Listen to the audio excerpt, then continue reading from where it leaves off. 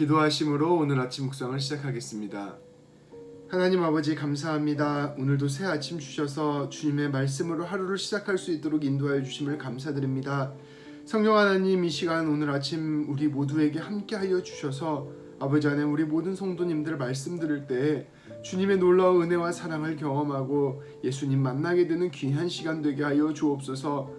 오직 예수님께 주시는 새 힘과 새 능력, 새 위로함이 우리의 마음 가운데 깊이 내리는 시간 되게 하여 주시고, 그일로 말미암아 참된 치유와 회복과 새로 일어섬을 경험하는 귀한 말씀의 시간 되게 하여 주옵소서. 우리의 모든 마음의 문을 열게 하시고 오직 주님 바라보는 귀한 시간 되게 하여 주옵소서. 우리 주 예수 그리스도의 이름으로 기도합니다. 아멘. 오늘 하나님께서 우리에게 주시는 말씀은 빌립보서 2장 5절부터 11절까지 말씀입니다. 제가 봉독하겠습니다.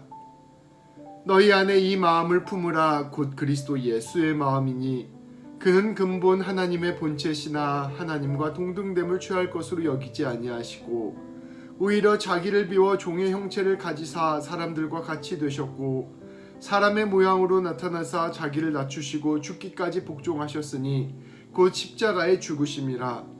이러므로 하나님이 그를 지극히 높여 모든 이름 위에 뛰어난 이름을 주사 하늘에 있는 자들과 땅에 있는 자들과 땅 아래에 있는 자들로 모든 무릎을 예수의 이름에 꿇게 하시고 모든 입으로 예수 그리스도를 주라 시인하여 하나님 아버지께 영광을 돌리게 하셨느니라. 아멘. 오늘 말씀은 대림절 아침 묵상 11번째 말씀 제목은 겸손의 종입니다. 초대교회의 위대한 교부였던 어거스틴이 어거스틴에게 어느 날 제자들이 물었다고 합니다. 선생님, 그리스도인의 최고 덕목은 무엇입니까? 그때 어거스틴이 이와 같이 대답하였습니다. 첫째는 겸손입니다. 제자들이 물었습니다. 그렇다면 둘째는 무엇입니까? 어거스틴은 또 대답했습니다. 둘째도 겸손입니다. 제자들이 다시 물었습니다. 선생님, 그렇다면 셋째는 무엇입니까? 어거스틴이 대답했습니다. 셋째도 겸손입니다. 제자들은 놀라워하면서 새로운 질문을 하였습니다. 그렇다면 선생님, 겸손의 반대는 무엇입니까? 어거스틴은 대답합니다. 그것은 교만입니다. 제자들이 마지막으로 다시 물었습니다. 그렇다면 선생님, 교만이라는 것은 무엇입니까? 어거스틴은 대답했습니다. 나는 지극히 겸손하다고 생각하는 것, 그것이 바로 교만입니다. 그렇습니다. 우리가 이 이야기를 들으면서 알 수 있듯이 우리는 누구나 교만합니다.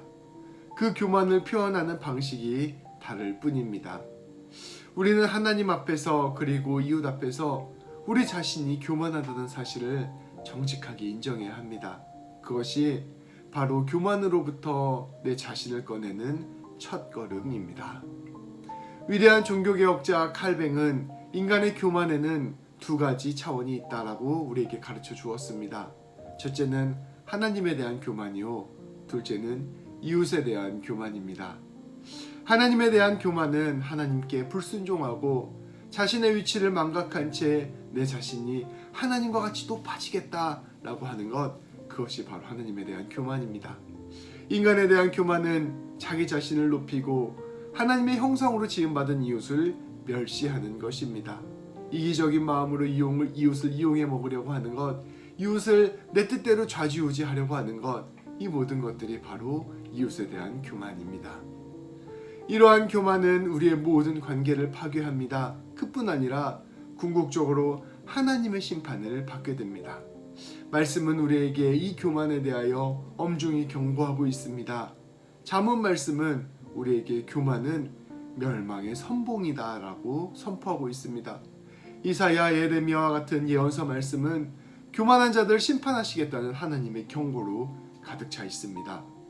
예수님께서는 하나님 앞에서 교만한 가버나움을 비판하시며 내가 하늘에까지 올라가려고 하느냐, 지옥까지 떨어질 것이다 라고 선포하시기까지 하셨습니다. 이 교만이 얼마나 위험한 것인지를 우리에게 가르쳐주는 말씀들입니다. 그렇다면 우리가 이 교만으로부터 벗어나 겸손의 길로 가는 것은 무엇일까요? 우리가 가장 먼저 기억해야 할 것은 이 교만은 우리 스스로 벗어날 수 있는 것이 아니라는 것입니다. 우리가 말이나 태도로 우리의 겸손의 모양을 갖출 수는 있습니다.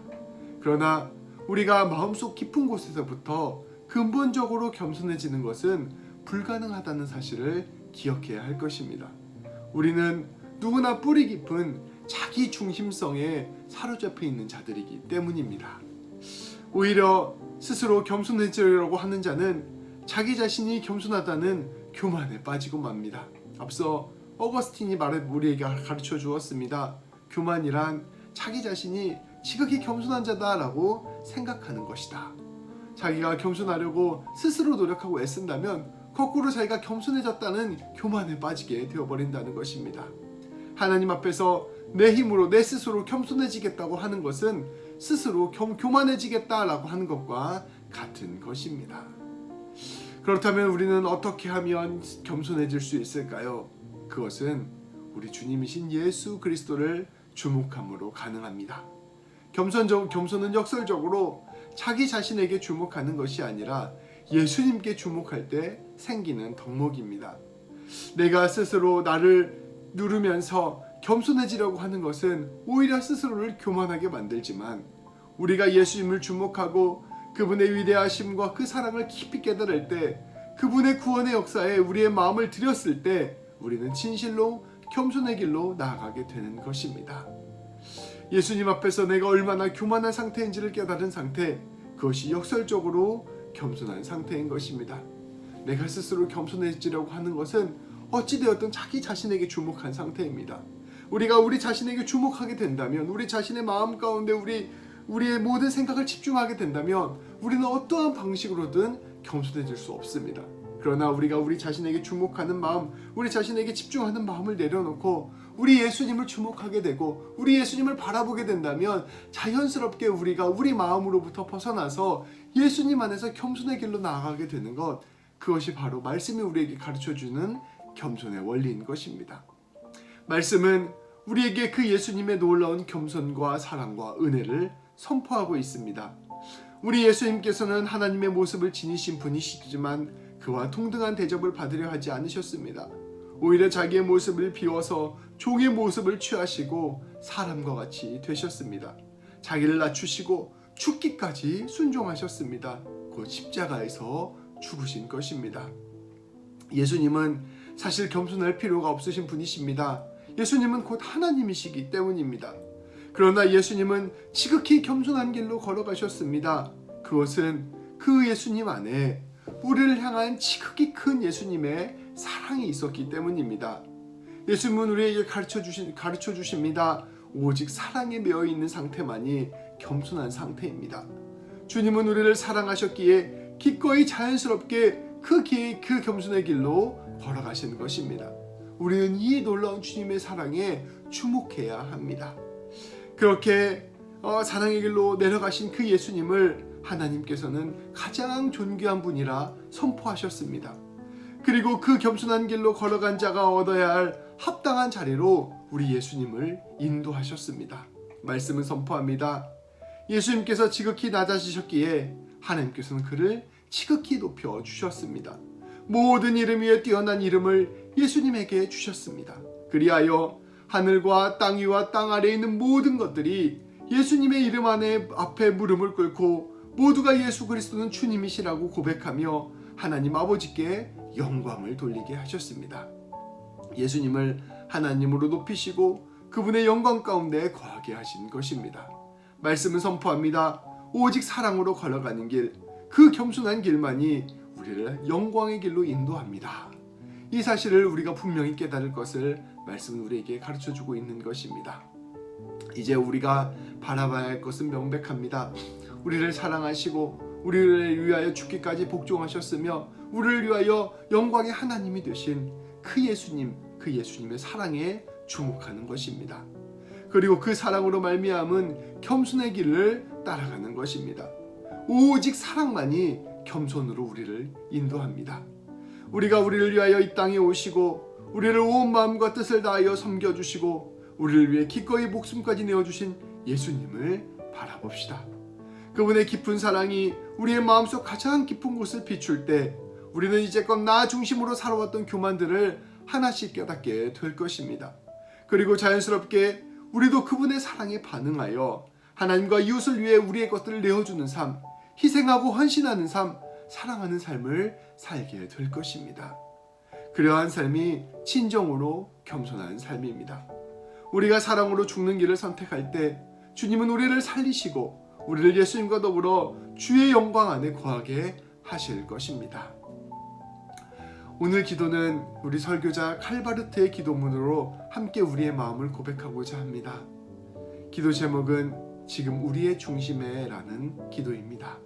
제가 고백하겠습니다. 지금 우리의 중심에. 주님은 스스로를 낮추셔서 우리를 높여주셨습니다. 주님이 가난하게 되셔서 우리가 부유하게 되었습니다. 주님이 우리에게 찾아오셔서 우리가 주님께 나아가게 되었습니다. 주님이 우리와 같은 사람이 되셔서 우리가 주님의 영원한 생명에 참여하게 되었습니다. 이 모든 것은 주님의 값없는 감당치 못할 은총으로부터 왔습니다. 이 모든 것은 주님의 사랑하시는 아들 우리 주요 또 구원자이신 예수 그리스도 안에 있습니다. 이 신비와 놀라움을 마주하며 우리는 여기 모여 주님을 경배하고 찬양하며 주님의 말씀을 선포하고 또 듣고자 합니다. 그러나 우리의 마음과 생각이 주님을 향하도록 주님이 우리를 해방하지 않는다면 우리에겐 이를 행할 아무 능력도 없음을 압니다. 그러므로 간구합니다. 지금 우리의 중심에 들어와 주소서. 주님께로 향하는 길을 성령을 통해 보이시고 열어 주소서. 우리의 눈으로 이 세상에 임한 주님의 빛을 보고 우리의 삶의 행실로 주님을 증거하게 하소서. 아멘. 다 같이 기도하시겠습니다. 하나님 아버지 감사합니다.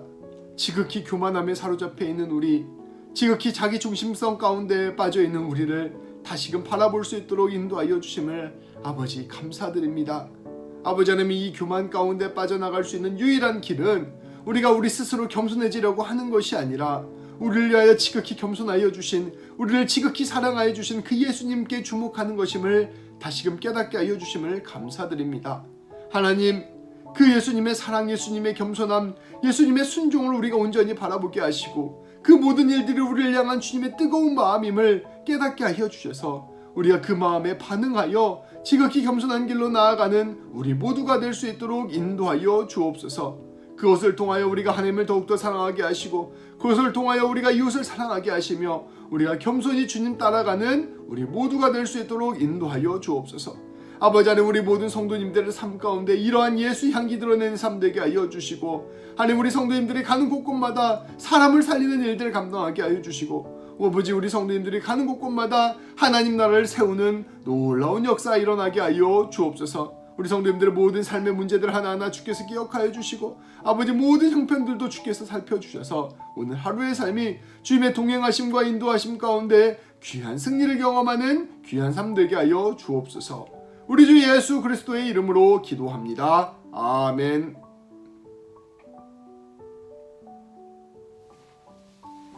오늘도 기도하심으로 하루를 시작하도록 하겠습니다.